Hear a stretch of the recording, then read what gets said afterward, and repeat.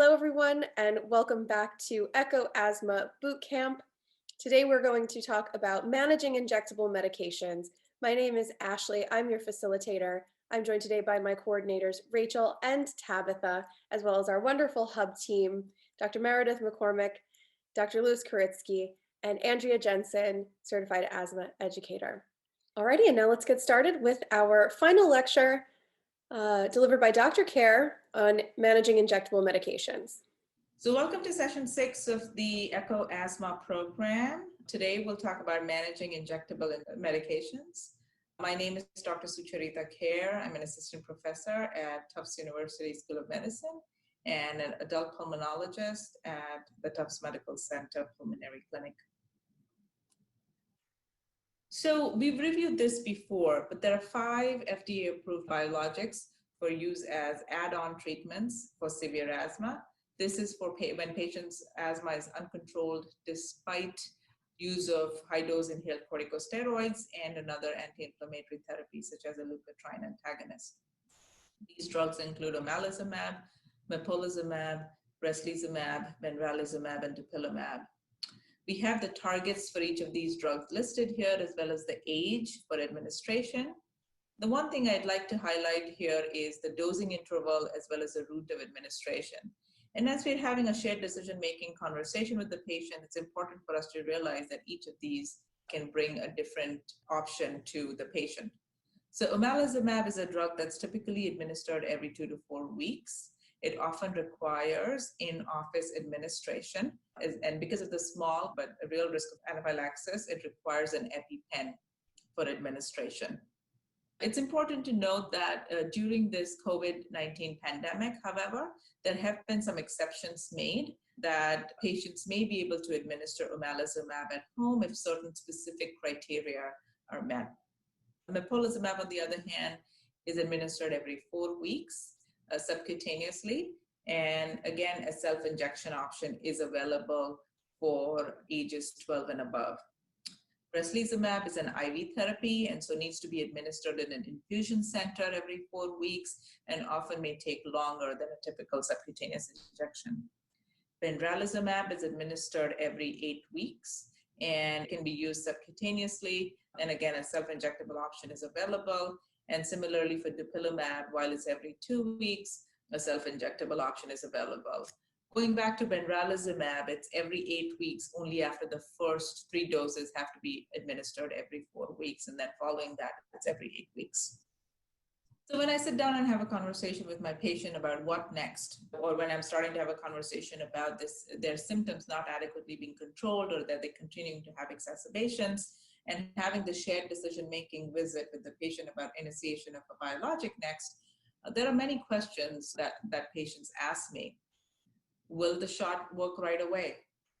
And the answer to that is typically, studies have shown that it takes 3 to 4 doses to really achieve optimal control, although biochemically, eosinophils may be decreased quite soon after the first shot in some cases.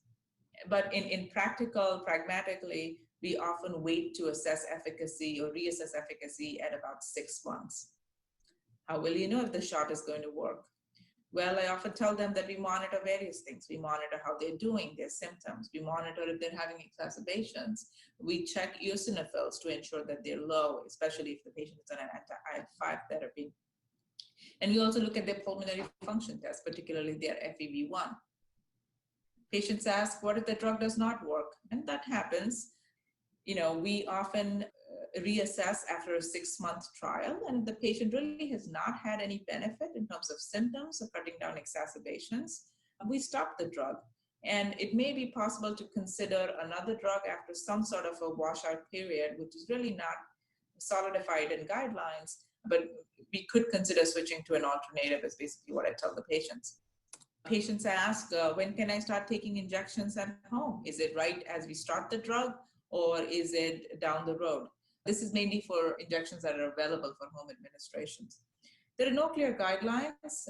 I can highlight what we do in clinic. We've elected to typically start the patients in clinic for the first 3 to 6 months before transitioning them to self-injections, for those that are available for self-administration, of course. This allows us to gain confidence that the patient is not having side effects to it or a lot of local reaction. It also allows some time for us to ensure that they're appropriately educated about how to administer these drugs at home. And plus, we reassess at about 4 to 6 months to see if the patient has had some improvement in their clinical condition and whether we would continue their medications long term. Should I continue to take my inhalers after the shot starts? And the answer is really yes.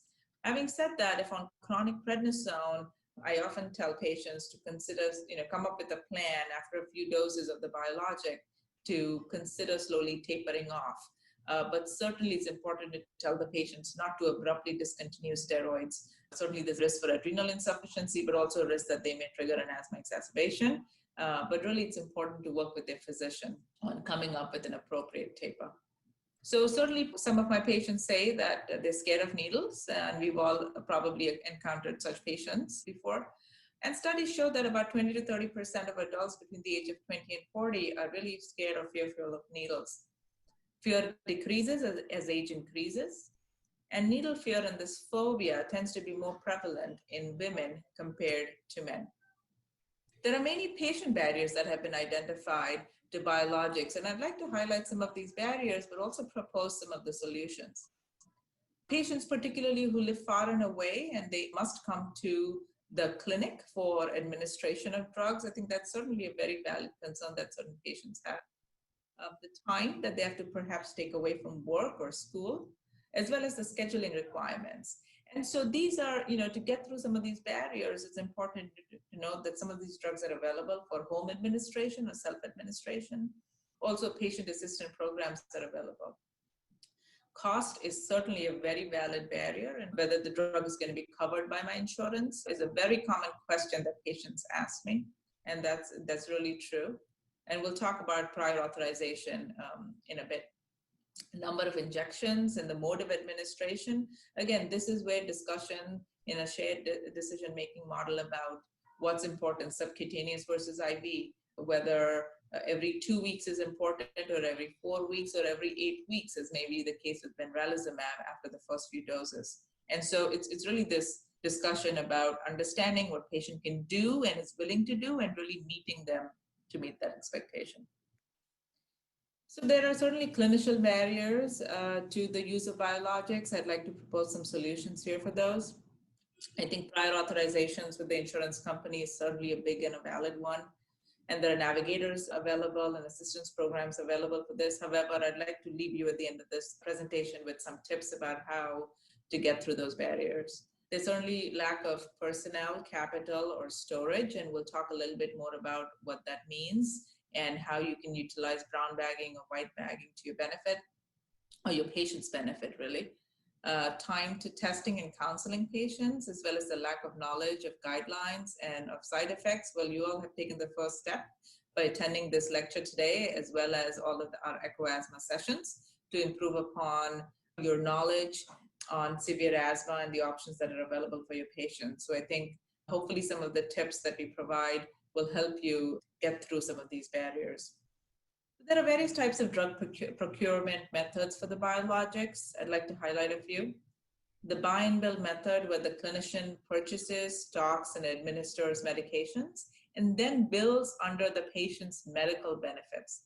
This, as you can imagine, can be a bit risky for the clinician, who would bear the upfront cost of the drug, as well as has to maintain an inventory.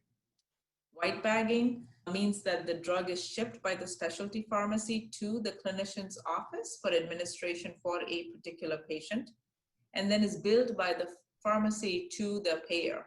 So what the clinician's responsibility is to basically store the drug until it's administered to the patient. Brown bagging would mean that the patients acquire their own medications through the pharmacy benefit, and then actually walk it over to the clinician to administer. Clinicians certainly have lesser risk in this. You don't have to store or manage an inventory, and maybe less costly to patients. But patients will need to know how to store and handle the medication correctly, especially for the transport. Both white and brown bagging have really significantly increased over many years for omalizumab, which, as you may remember, was the first drug in the biologic market to be approved back in the early 2000s. So more tips on prior authorization. Certainly prior authorization or the need for it has been shown to lead to delays. In one study, there's a mean delay of about 43 days in the first dose, and about 42% of these patients required prednisone while waiting for an approval. So not only was there a delay for initiation of the drug, these patients actually had an exacerbations while waiting to start the drug.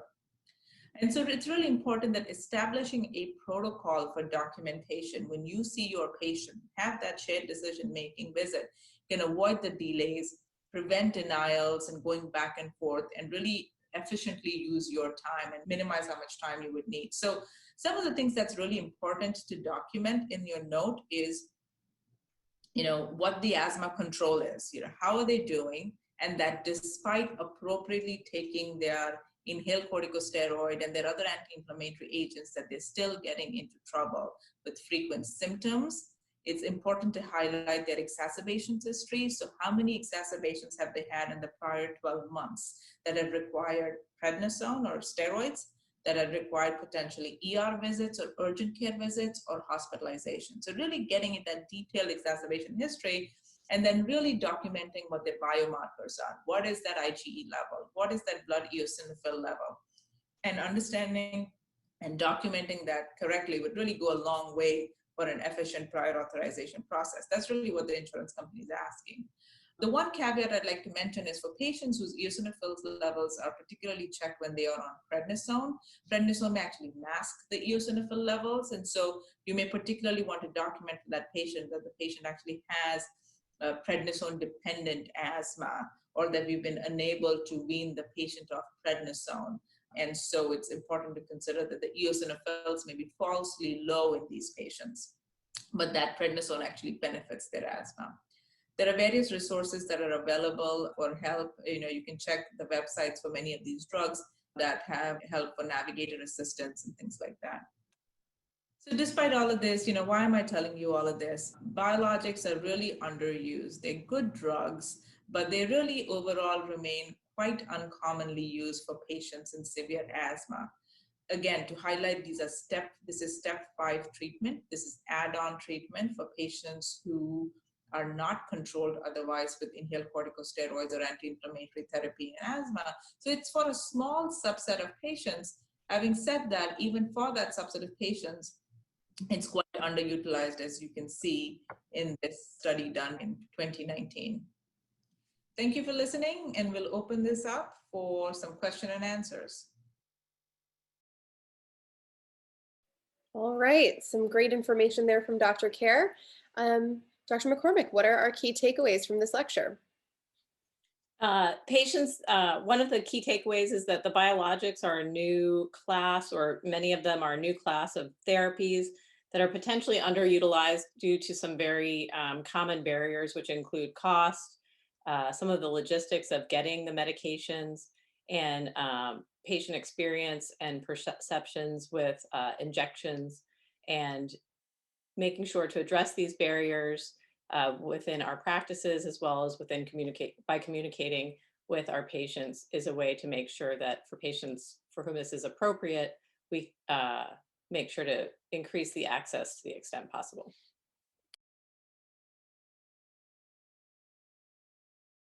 Any other comments on takeaways?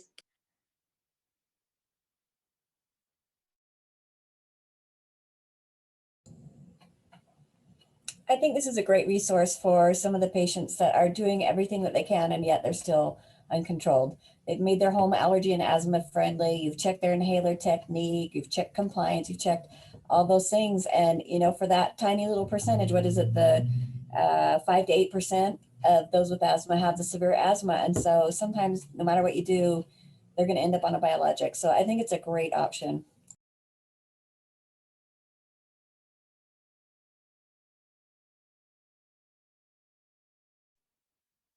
Thank you, Andrea. Do we have any questions?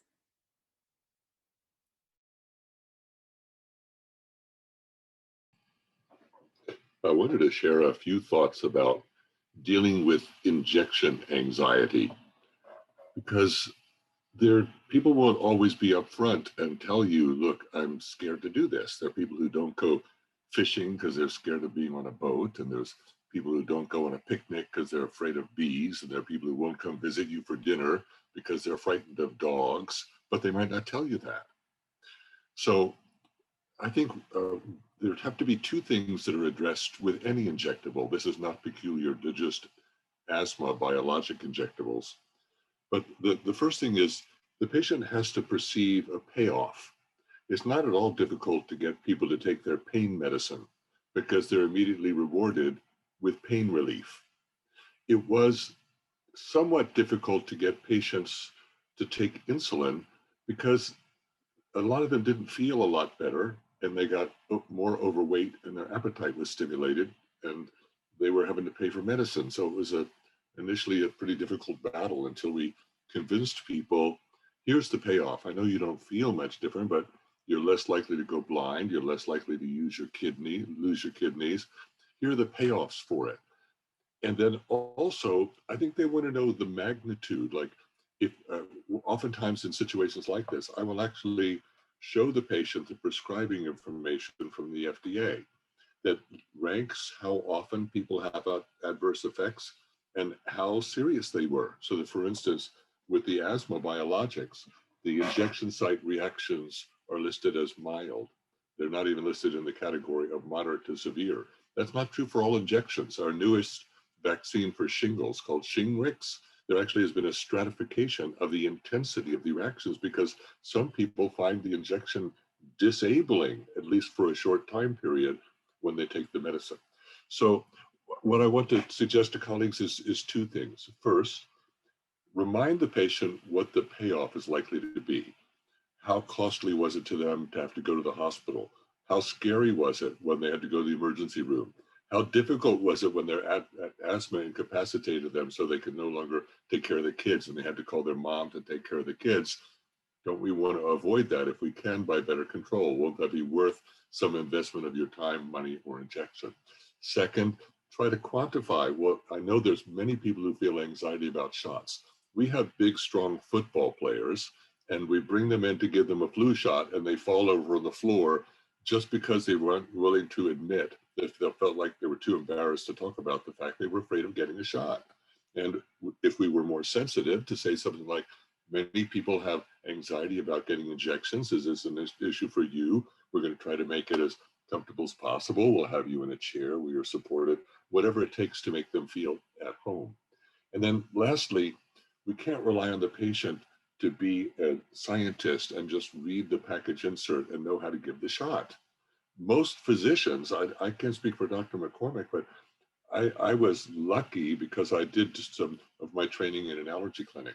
So I got used to giving people shots, but many physicians have never given a patient a shot. They started an IV, they put in a central line, they've done intubation, but no one ever gave them instructions. I participated in a communication about Shingrix vaccine. If you actually go to the CDC's website, they tell you to use different length needles depending about how much a person weighs. So if you take a very young, slender girl and put a needle in her that's this long, and you take a person with a morbid obesity and you use a needle that's this long, well, you're not going to necessarily get the penetration of the needle where you want. We want to be sensitive to providing the right size needle. So dramatize the reward, be realistic about what the adverse effect of the injection is, prepare them for that, make sure they don't have any anxieties about it, and make sure they feel competent to use the tool, because blundering through administration, wondering, well, gee, it's hard for me to give this in my arm. Could I give it in my stomach? Could I give it in my thigh? Have someone talk them through the first procedure. And the last thing is, in my experience, and I don't have proof of this for you, I am an always aspiring scientist, so I don't like to really say much unless I have a double-blind, randomized, placebo-controlled Crosby, Stills, Nash, Young, Sears, and Roebuck trial to support it. But in my experience, so this will be in the absence of a trial data, when people are reluctant, sometimes I say to them, would you be willing to try it once? If you try it once and you say, no, it's not for me, it hurt too much, I didn't see any difference, then let's walk away. But I would feel remiss if I didn't encourage you to at least try once to see if this can help you. You know, I won't blame you at all if you say, why did I bother to spend that money, take that shot, endure the soreness? It didn't really help me at all. At least you gave it a trial. And and sometimes people respond to the idea because what they're afraid of, and fear is a strong negative motivator, of course, is, oh, I'm going to have to take this for the rest of my life. I'm afraid of shots start out with, if I agree to do the first one, they're going to be awful, and it's going to be awful for the rest of my life. So they have an option to walk away at any time. And those tools are not just specific to asthma, but I think they are pertinent in this discussion as they are with any discussion about injectables.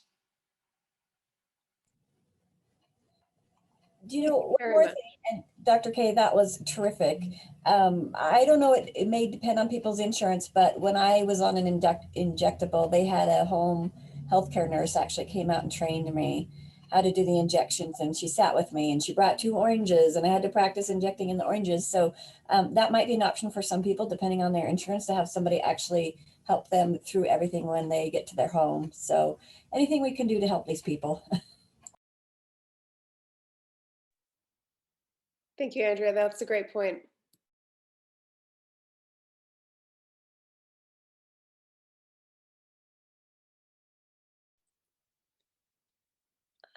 Any other questions or experiences from the group? Any tricks that you use to make this go a little smoother?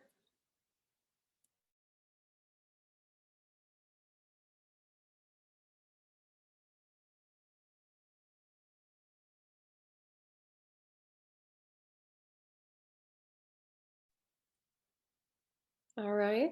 Thanks, everyone. And thank you, Maureen. Yeah, excellent real world advice. I think that's very important. Okay, well, looks like it is time for us to get into our patient case. This will also be shared by Dr. McCormack. Wonderful, thanks so much. Can you see my screen? If you could, we can see it. If you don't mind making it just a touch larger for the recording, that would be amazing. That's great. Awesome. Thank you and so I think much. this patient will dovetail nicely into our topic. And I completely agree. I don't think as physicians we get much training or experience clinically in giving injections. My own personal experience is more from my own personal and household experience rather than experience I've had in the office or in the hospital setting. So I thought those were all great points. So this is a patient of mine who I've been seeing for several years. She's now 60 and developed asthma at the age of 7, which is allergic asthma. And over time, it was noted that she also had aspirin sensitivity and nasal polyposis. So she has Samter's triad. And really, when I started seeing her, all of this had been diagnosed and she was already being managed quite well. She's a never smoker. And over time, she's had pretty notable cough that is often productive of clear phlegm, sometimes whitish. And she's an avid cyclist and really enjoys exercising, exercises pretty vigorously. She and her husband both cycle quite a bit. And she notes chest tightness. And when these symptoms of cough and chest discomfort are more prominent, this also is sometimes can limit her physical activity to an extent. She has the symptoms of cough often, and when they're present most days, and she describes coughing throughout the day, as well as prominent postnasal drip and sinus symptoms that seem to track with the symptoms in her chest. She does have a history of allergies, and these are seasonal in nature, with the most prominent times being the spring as well as the fall. She, I wrote here, yes, she had undergone skin testing a long time ago. I'll show you some of her updated RAS testing that I had ordered. And she had been on allergy immunotherapy for quite some time earlier in her life and had resumed this later. She, as I mentioned, had current sinus symptoms. She's quite responsive to prednisone, but doesn't like to take prednisone and hasn't taken prednisone, at least currently, in the last year. She also does get relief and will use her beta agonist therapy when she has an increase in her symptoms, and particularly will use it before exercising. She also notes triggers of cold air, but otherwise doesn't really have a lot of sensitivity to exposures that she encounters in her daily life. She takes fluticasone salmeterol, the HFA formulation, 2 puffs twice daily, as well as montelukast, and uses her albuterol as needed. She sometimes uses nasal sinus rinses with budesonide, and more recently was started on fluticasone nasal with a specific system called Xance. That's a unique device that's more than just gives you a little bit more penetration than simply a nasal spray. When her asthma is more active, it causes her to miss work sometimes, but she pretty much powers through. So kind of minimal missed work, but really more of an impact, I would say, with her physical activity, and really more of an impact just on her day-to-day experience in terms of the nuisance and frustration with the cough and the sinus symptoms. She has had surgery for nasal polyposis in the past and follows actively with her allergist.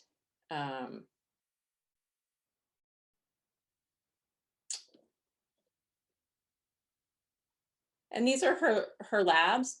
Her white count is normal. She's not anemic. And her eosinophil count I measured recently was 650, and a couple years ago was 500. She also gets labs out of our system, so I just pulled two of the ones that were within the records that I have access to. Her IgE was 31, and her RAS test, her RAS panel demonstrated sensitization to dog and cat, but didn't demonstrate some sensitization to the grasses, trees, molds, and pollen and dust mite that was tested. Her PFTs demonstrated, the most recent ones demonstrated a mild obstructive defect with FEV1 of 80% predicted. And I wanted to show this here because she's really quite healthy, as I mentioned, very active. And her PFTs, while they're normal, this was the more recent value. But if you look at her FEV1, 2 years or a little less than 2 years prior, she had an FEV1 of 2.5, so 500 cc's lower than the most recent value. So she does have fluctuation, even though her numbers are within the normal range currently. So the question I thought we could address is, how would you characterize her asthma? And would this be a patient for whom you would consider a biologic? And what are the features that presently and in the future you might track to think about therapy for her? And I have 3 virtual schoolers, so sorry if there's background noise. No, not a problem. Thank you so much, Dr. Care. Sorry, thank you, Dr. McCormack. I'm so used to thanking virtual Dr. Care.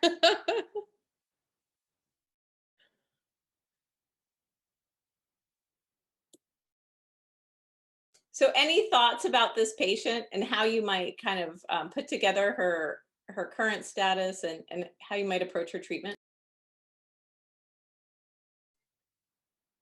I can tell you let me just put one thought out there for consideration. When we think about biologics, in addition to asthma, one of the things I'm sometimes thinking about are there other components or features of someone's entire medical condition that may prompt us like a secondary indication for a biologic that may maybe lean towards or against initiating therapy? Well, Dr. McCormack, in hopes that there are always more than one right way to address a problem, I wonder about which issue is most burdensome, either to you as the clinician or to her and her partner as a patient. Because, for instance, if her main recreational activity with her partner is bicycling, and that's being hampered, that could be really important. So that I didn't see any mention of Chromeline. Now, people don't talk about Chromeline very much because it's an old-fashioned medicine that's been around since before I think everybody on the screen was born. My classmate Hippocrates recommended it, but Chromeline doesn't work for everybody, and I don't know why. I remember in the very first NHLBI guidelines on asthma, they recommended a trial of Chromeline in asthmatics, but acknowledged that only about a third of patients get a strong response. If you're one of those 1/3, you win. Otherwise, you should use the more traditional therapies.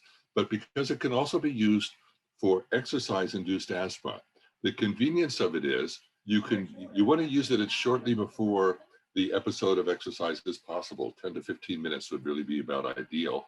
And then you're going to get about an hour or two of service. Now, I don't know if this woman is doing cross-national biking or if she's just doing a casual ride with her husband for a half an hour to an hour, but that might be an addition that would enable her to do some of the things she wants to do in her life that her asthma is preventing her from doing. So that would be a consideration of a next step I would do for her. And then also, I would wonder, you notice the guidelines are pretty clear now on giving a greener light to formoterol than any of the other beta agonists. And I've not seen a head-to-head trial to know whether the duration and its efficacy are better, or just the fact that it has more rapid onset. But before advancing her to a biologic, I would try manipulating some of those other ingredients and see if she could gain something from manipulating the background. Even though I know our topic is always biologic, that doesn't mean biologics is always the answer. Your thoughts on that? I love those ideas, especially I think she's a really good example of someone who might benefit from the change in the recent guidelines for use of as needed, what used to be as needed albuterol, to change that out to as needed ICS/LABA for those days that she's having more symptoms. I really do believe that the allergic pathway is a strong driver for her. So for those times that she's needing something more, having that something more include an inhaled steroid was probably much more likely to get to her root problem. And so I think that's a great suggestion. And Chromeline, I think part of too why I think it's not quite used as much is it wasn't available for a while. And so we're sort of looking at a re-uptake of Chromeline. But I agree that particularly given her exercise profile, thinking about that as another strategy is a great suggestion. I want to make sure that one economic issue does not stand in the way of patient benefit. When the first combination steroid and LABA came out, a lot of clinicians raised an uproar because you could buy El Cheapo salmeterol for a little bit and El Cheapo fluticasone, and they said, well, why do you expect us to buy your expensive product when we can just do them sequentially? And it was actually demonstrated that the efficacy for bronchodilation is maximized when beta agonist and steroid are at the same receptor at the same time. And they did a study where they took radio-labeled fluticasone, let's say carbon 131, and you took a hit of that, and then they watched which alveoli lit up with carbon 131. So you took the fluticasone and you get alveolus number 12, 15, 17, 97, and 132. Then you took a carbon labeled 132 salmeterol, and you took a hit of that. Unfortunately, it didn't go to all the same alveoli, because with each breath, you open and close, because the surfactant doesn't open all the alveoli to the same degree with each breath. And they actually proved you are getting more than your money's worth by making sure that both of those chemicals are in the same inhalant at the same time and arrive at the same alveoli to do their maximum job. So I want to make sure patients who are up against it because of COVID and loss of jobs and because of just the expensive medicines aren't trying to follow your direction, saying, yes, I am taking a long-acting beta agonist and a steroid, but meanwhile, we didn't know they were doing the individual versions and not doing the combined.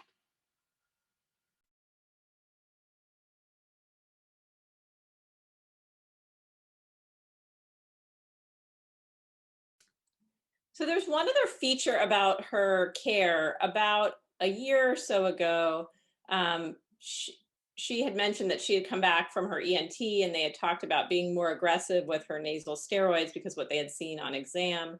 And her last, she had a surgery in 2016. And my sense was maybe there was a sense that she would be headed for more surgery in the future.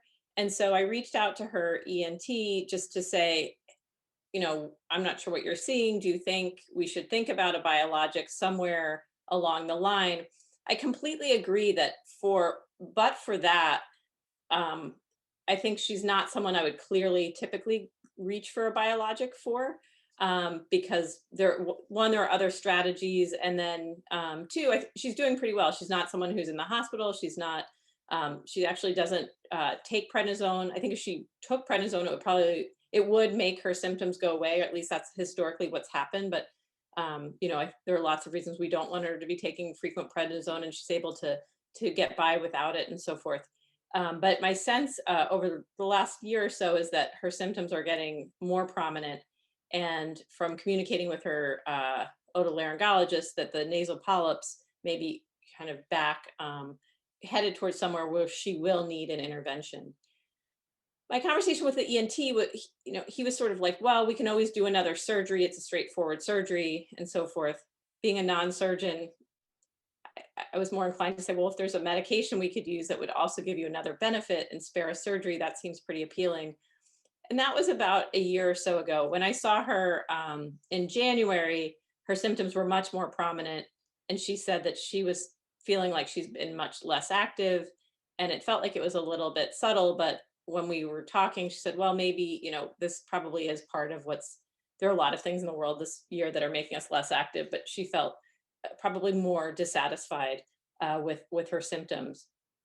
And so I said, well, I think she would qualify on paper. And I think that there's potentially a second benefit that we could consider biologic.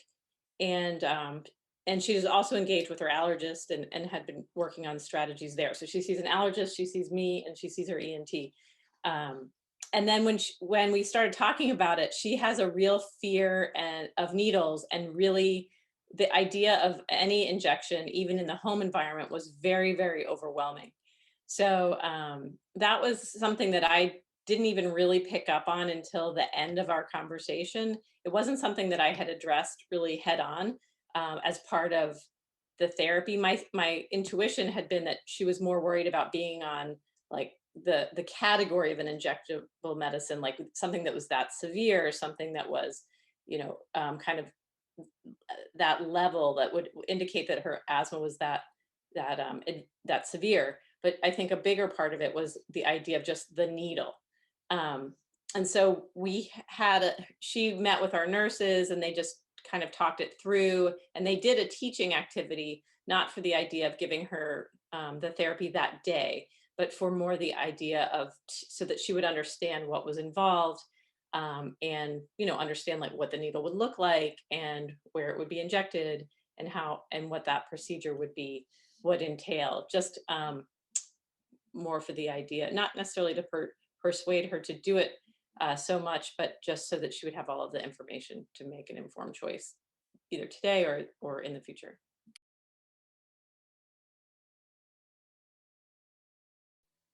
And thank you, Lisa. Lisa adds in the chat that to go back to our Chromeline discussion, that she used Chromeline more routinely for allergic asthma in the past, but found that pulmonologists who she worked with weren't as big of fans, and that she understands that the number of doses are a downside. Maybe there's a place for it, considering it EPR 4 recommended PRN ICS LABA.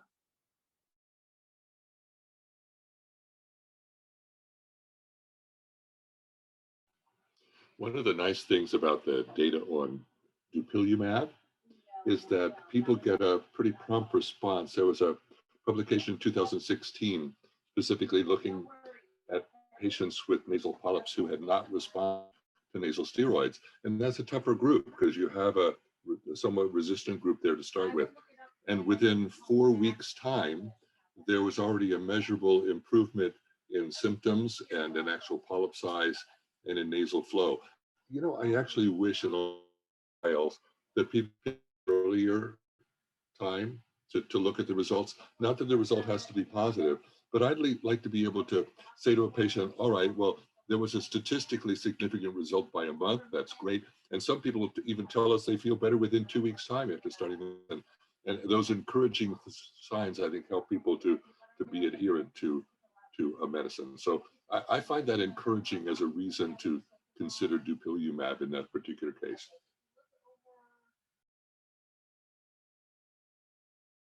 I should mention also that the fact that when I saw her in January, that her symptoms, and she's really not someone who complains much at all, that she had was pretty descriptive about the impact of her symptoms, but then also her lung function, even though it was normal, her FEV1 was down by 500 cc's since the prior time I had seen her. And so I felt like there was some objective data there that things had, that supported her clinical response. And then the fact that the nasal polyps seemed to be something that was requiring more attention. And so those were some of the reasons that I thought. And dupilumab, the indications for moderate to severe, and then with the co-indication of nasal polyposis, I thought that whole picture might set up someone who would benefit from that therapy. So.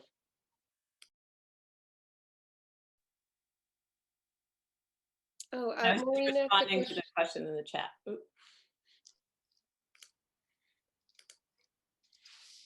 Thank you, Dr. McCormack. Do we have any other questions from the group about this patient? I had a question for Dr. McCormack or others online who might know the answer to this. I've not seen a predictable course of asthma related to menopause. I believe you said your patient was 60, and had she achieved menopause about a typical age in their 50s? No, so is there, do you see anything predictable about asthma as related to menopause? Yes, there's actually a study. I'll see if I can find it quickly, but it shows that women in menopause have 4 times the death rate of any other category, and frequently are frequent flyers in the emergency room as well. So unfortunately, it really does hit those of us that have been in menopause or gone through it. So those, those hormones. Also with that, even with people when they're menstruating that time of the month, they also have problems with their asthma typically. So I'll see if I can find that. The trouble with menopause is, even though there's a mean duration of 2 to 3 years for like 60, some, I don't know the exact percent, but the majority of women, there's some women who experience estrogen withdrawal symptoms for a decade. And so if asthma is impacted, even in this woman, depending upon when she was menopausal, that could be associated even with her hormonal status. And I remember that you had mentioned that at one of our prior sessions as well. And when I was looking through and thinking about cases to present, this was one patient, but I do think some of my more active patients are women, around this age. And I think in practice that really, it meets what we know about prevalence and morbidity data as well. That this is a time where we see more asthma for women, and the sex gender flips from childhood to adulthood and then is enhanced in the perimenopausal and postmenopausal, immediate postmenopausal period, and that we do see more active. And I think there are probably a lot of reasons for that, hormonal being one, and maybe potentially maybe some of the other stress and related events. Alrighty, if we have no more questions, Dr. McCormack, would you like to summarize? Sure. I think this case fit. This was a case of a woman who had Samter's triad, so asthma, nasal polyposis, and aspirin sensitivity. She really had more moderate to severe asthma profile with active sinus as well as airways manifestations. And I think she's someone that we would consider biologic therapy for either at present or in the future, given her eosinophilia, which was of 500 over the 150 or 300 threshold that the current available regimens are indicated for. But she's someone that, as we're approaching treatment, we will want to address some of the concerns that were highlighted in the first half hour in the video, including self-management with injections and some of those hurdles, and making sure education and communication are in place before instituting that therapy. Thank you, Dr. McCormack. All right. Any other questions before we get to our post-test? Okay. All right, well, let's go on to our final post-test polling session. And now for our knowledge questions. Question 1. Which of the following is not available for subcutaneous injection in the United States? Benralizumab, mepolizumab, omalizumab, dupilumab, or reslizumab? And question 2. White bagging is a method of medication procurement in which the pharmacy delivers the medication directly to the patient who brings it into the office for administration. True or false? All right, Dr. McCormack, how did we do? Great. So the first question, almost 70% of the group got the question right, which is reslizumab is the formulation that's only available IV, so it's not available for subcutaneous injection, and all of the others are. And with the exception of omalizumab, all the others are available for home injection as well. For the second question, this was a hard one. White bagging, and the other method is brown bagging. So if we were to compare white bagging to brown bagging, this question actually describes brown bagging. So white bagging would be when the delivery goes right to the clinician's office and then the patient comes in for the injection. And brown bagging would be kind of like the patient brown bags it from their house. They get it delivered from their house. They carry it to the doctor's office, and then the doctor or their staff administers it there. So kind of a tricky distinction there. Thank you, Dr. McCormack. Yeah, that is a tricky one. All right, well, thank you everyone for answering all of those. And just want to say thank you all. This is the last time, our last session, and you won't hear me ask if anyone has a patient case for next week. But I just want to say thank you all so much for your attendance on these, for your wonderful discussion. Thank you so much, Lisa. We're so happy to have all of you here. Please, if you have any questions, we're still here. Echo Asthma Bootcamp is still running through the end of the summer. So please feel free to reach out to us. And thank you all so much for joining us. One last Echo clap. Thanks, everyone.